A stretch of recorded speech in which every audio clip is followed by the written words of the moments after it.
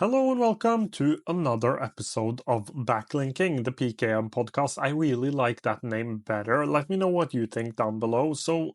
In this video or podcast episode, depending on whether or not you are watching this or listening to this on Spotify, Apple Podcasts, or any of the other podcast providers, we are going to talk about a couple of things, but the main idea or the main topic that I wanted to talk about is, should note-taking apps be free? And I got this idea when I was reading an article or blog post written by the team at Supernotes, where they talk about how they are trying to keep the costs low, but they also need money in order to exist.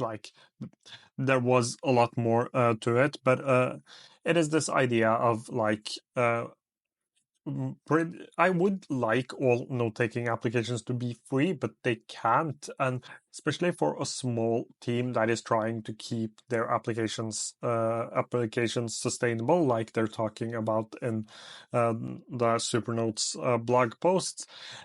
It is a little hard to figure out this whole idea of pricing, because you want to be a sustainable application that can be around for a long time, but you also want people to actually be able to access that application. And even though like $5 or $10 each month might not sound a lot, and to me personally it isn't that much, but for a lot of people around the world it actually it feels expensive, and especially for small independent applications like Supernotes. Twos is another one. Twos is free, so that doesn't actually count, but I will continue to use Supernotes in this example. Reflect is another one I think is a good one. Like, having regional pricing is really hard when you are a small company. So all this and also the fact that a lot of people would like their applications to be free. We have things like Obsidian, which is pretty much free with paid sync, but you have Apple Notes, which is definitely free. A lot of people believe that their note-taking app should be free, and that is like the idea here that we are going to discuss. And I think that a note-taking application can be free, but I don't think that it should be free. Let me try to explain my thought process behind this, because for most people, like regular people who aren't in the PKM and productivity space, like just having Apple Notes will get them far. Then you have like people, mainly executives or people who have like a lot of things they have to juggle. Like, they might have a job, they might have children, um, they might have a side hustle or something they're doing on the side, and there is just too many things and they need some place to write it down. That doesn't have to be a note-taking app. It can be a to-do list application, and I think more and more people go towards or most people go towards a to-do list application, a list maker, rather than a complex note-taking app. And then you have like researchers who aren't in the PKM space, but like they need some of these tools to do better research. So we have like different types of people there, but for most people who aren't in any of those categories, which is most people, I think that they just want a free, easy way to write things down. Most people I know, because I know a lot of people that uses an iPhone just like this one, they tend to use Apple Notes, which is great. It is free, it is simple, it gives you everything you need. Then we have people in the PKM space, and I honestly think that people in the PKM and productivity space should pay for their applications. I'm not saying that you have to pay for something like Obsidian or Apple Notes, and that everyone in the PKM space should pay and should be able to pay. But like, for a lot of us, we should at least be in the thought process of like, this application is valuable. I really like this application. I want to pay in order to keep this application going. Again, I understand that this does not work for everyone, but I think that if you are in the PKM space and like your whole life relies on that application, if it is good enough and it fits you and you really enjoy it and it is a vital part of your life. And that is why I'm talking about the PKM space. For most of us in the space, like note-taking application, our note-taking application is probably the most important thing in our PKM tool stack or in our productivity tool stack. Our note-taking app is probably the main note-taking app. People have different note-taking apps, but I'm talking about your main note-taking app is probably the thing that holds everything together. And if you have something like that that is important to your life, it makes your life easier, like you're getting a lot of value from it, I think you should at least consider paying for it. And that's why I'm talking about people in the PKM space again, because we rely heavily on our note-taking applications, and that's why I don't think that it is an issue paying for applications. I don't think that applications should be free for power users like myself. So that is the first part of it. And then we have like the difference between being a huge team, being Notion, and being something like Reflect and Supernotes and even Tools. Again, doesn't actually count because it is free, but I am currently paying for it to support the development. And that is a lot of my philosophy behind that. If something gives me value, I will pay for that value in order for the application to get better, because that is basically how the world works. Everything costs money, and you can like it or not, but that is like that is how the world works right now. So in order for the application to be able to be developed, for the developers to pay a lot of attention to it and work on it a lot, they have to earn money. And in order for them to earn money, we have to pay for the application. So I'm really in that mindset of like supporting applications I really like to help them stick around for longer, because it is really important to my life that they stick around. And that is also why I try to cover a lot of applications, because like um, Reflect might not be for everyone. Supernotes might not be for everyone. The Bullet app might not be for everyone. And these are all small applications. But there are a lot of people out there that need an application like this and are willing to pay for it. So I try to like cover applications that are smaller, not only because of that reason, but also because other people won't cover it. And in a lot of those cases, when it comes to like small applications, I think you should almost every time like pay for it, and a lot of them have student discounts as well, so it makes it easier for students. But if you can, I would say that you should pay for it if you are really into PKM and the note-taking app is a huge part of your life.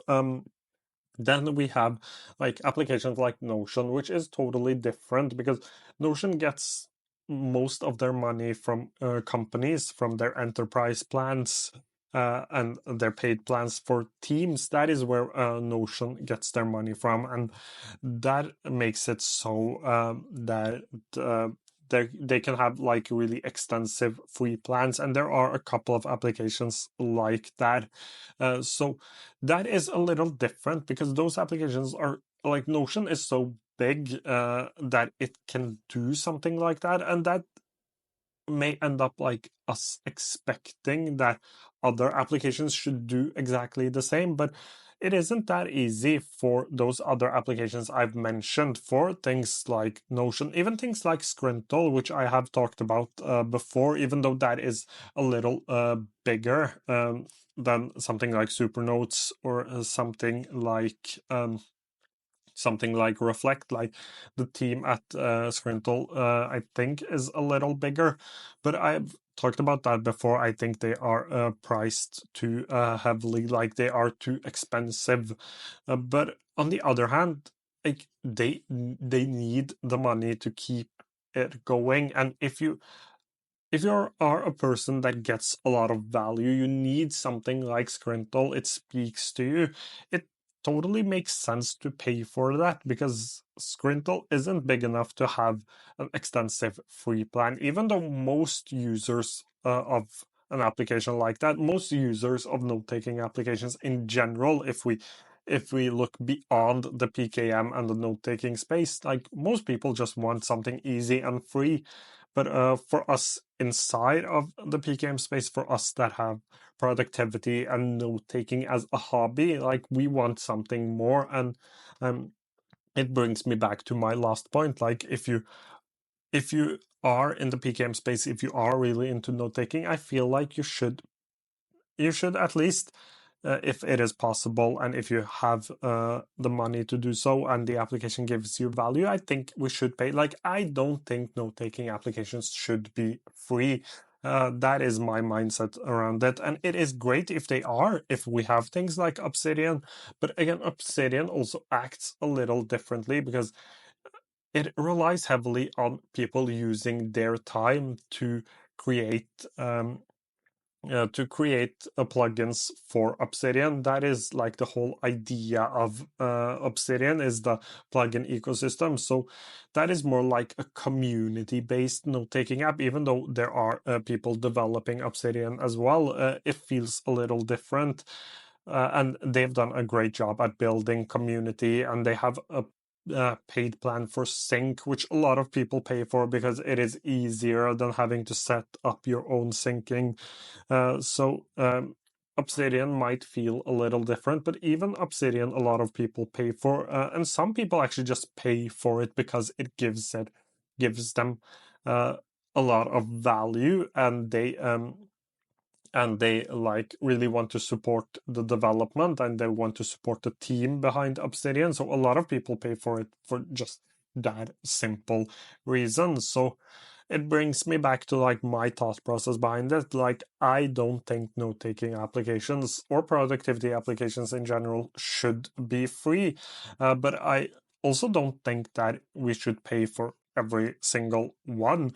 And also, that brings me like to the point I had in the last podcast episode, or a couple of podcast episodes ago. I don't think it was the last one, but I talked about like how much should we pay for our applications, and how much should we expect? What is our expectations towards our note-taking applications? Are we expecting too many updates? That was like the main idea of that episode.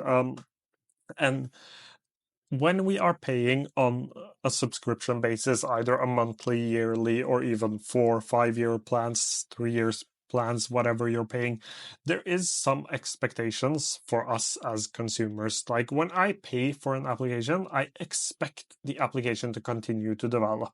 Like, if I'm paying for an application and it doesn't ship any updates for a year, I'm not going to pay for that application anymore, because one, it doesn't provide any value, and it should be a one-off cost. But when I am paying a subscription, I expect that the application continues to ship new things, continues to develop, and that is like my last point. Note-taking applications should not be free because they are continuously developing, like Reflect, like Supernotes, like even Notion, like Obsidian. So many of them, they ship new updates all the time, and when they do that, like, people actually have to sit down and work to create those updates for us as consumers. And I think that deserves some money, and we can like discuss how much value is this application giving me. Is it worth the amount they're asking for?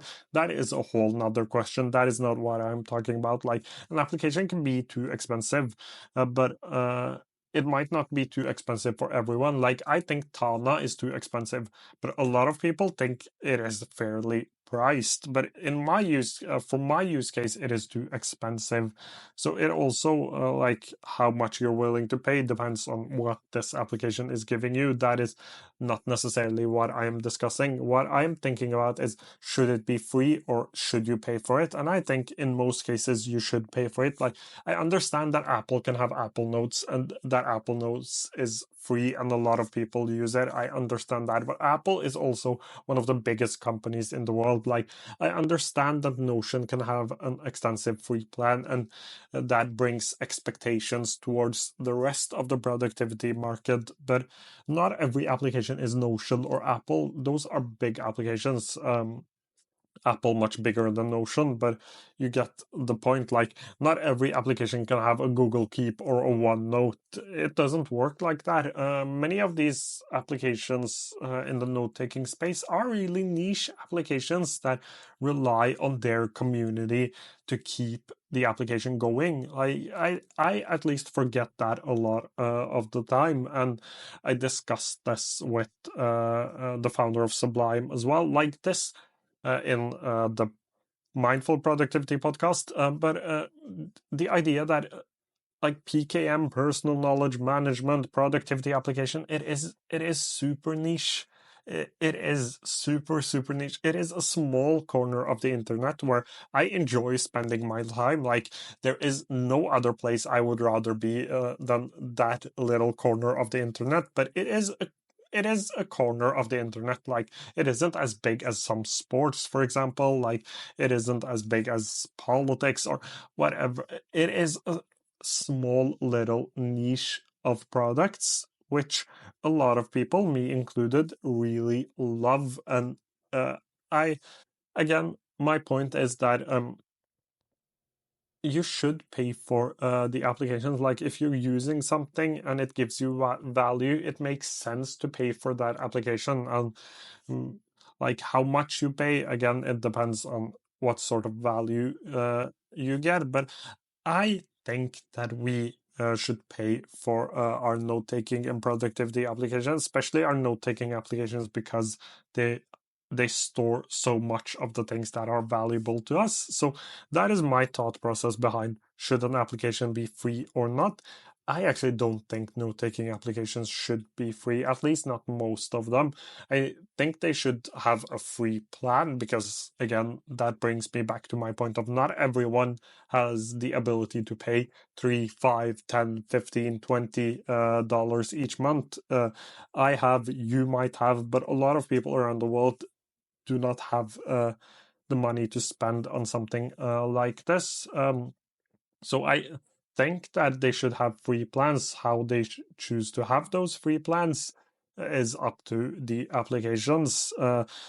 Like, some have a limit on how many notes you can take, some limit some of the features. So I think they should have that, but I don't think that they should be free, because it takes time to develop a good application, and I think people should be paid for the time they spent making these beautiful applications that you and I really rely on. That covers it for today's podcast episode. If you have any questions, feel free to leave them down below and I will try to get to them as soon as I can. Thank you so much for watching or listening to today's episode.